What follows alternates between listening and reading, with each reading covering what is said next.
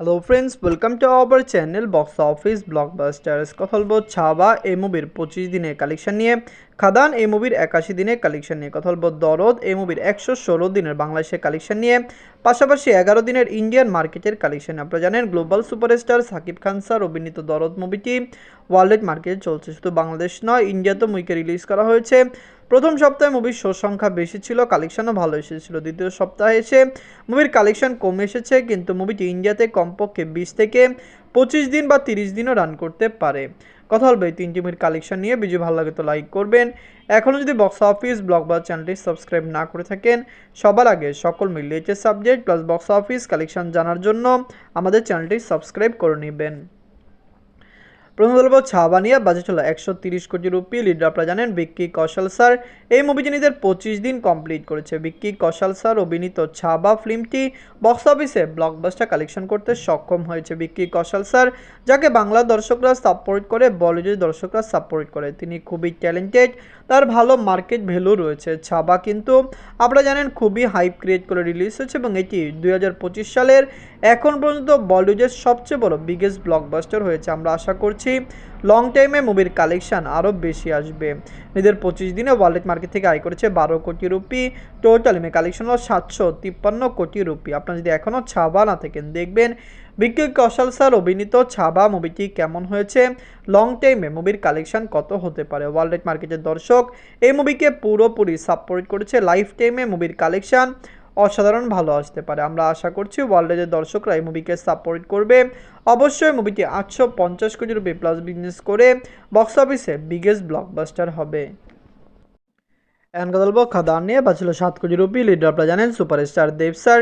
এই মুভিটি নিজের 81 দিন কমপ্লিট করেছে। খাদান কিন্তু অলরেডি ক্লিন হিট এবং ব্লকবাস্টার। দেব স্যার এই মুভিটি অলরেডি একটি বিগেস্ট ব্লকবাস্টার। বাংলার ইতিহাসে অনেক ফিল্ম এসেছে, কিন্তু বিগত 5-6 বছরে খাদান সবচেয়ে বড় বিগেস্ট ব্লকবাস্টার। শুধু 5-6 বছর নয়, 7 বছর যাবৎ বাংলায় এত বড় ব্লকবাস্টার আসেনি।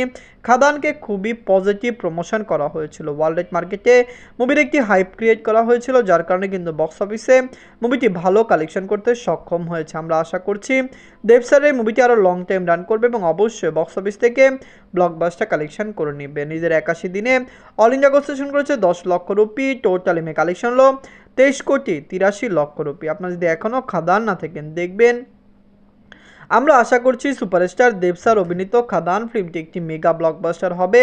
বাংলার দর্শকরা এই মুভিকে অনেক বেশি সাপোর্ট এবং ভালোবাসা দিবে। ওয়ার্ল্ড মার্কেটের দর্শকরা এই মুভিকে সাপোর্ট দিবে। আমরা আশা করছি মুভি লাইফ টাইমে 28 কোটি টাকা প্লাস বিজনেস করবে।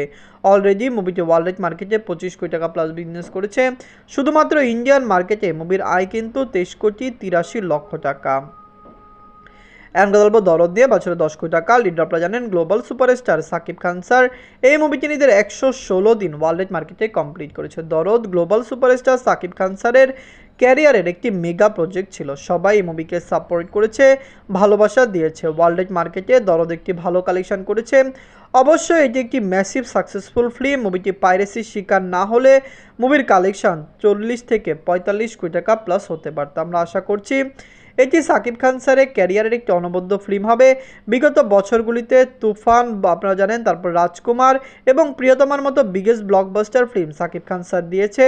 দরদেরও হাইপ অনেক বেশি ছিল। এই মুভিটি বক্স অফিসে পাক্কা 35 থেকে 40 কোটি টাকা প্লাস বিজনেস করার সক্ষমতা রাখছিল। নিজের 116 দিনে মুভি বাংলাদেশ থেকে আয় করেছে 2 লক্ষ টাকা। বাংলাদেশের দর্শকরা দরদকে সাপোর্ট করেছে। আমরা আশা করছি সাকিব খান স্যার এই মুভিটি বাংলাদেশে আরও লং টাইম রান করবে। আপনারা জানেন আগামীতে সাকিব খান স্যারের বরবাদ আসছে। বরবাদ রিলিজ হওয়ার আগে পর্যন্ত বাংলাদেশ ইন্ডাস্ট্রিতে দরদ এবং তুফান লং টাইম রান করে যাবে। নিজের 11 দিনে মুভি অল ইন্ডিয়া কনসেশন করেছে 2 লক্ষ রুপি।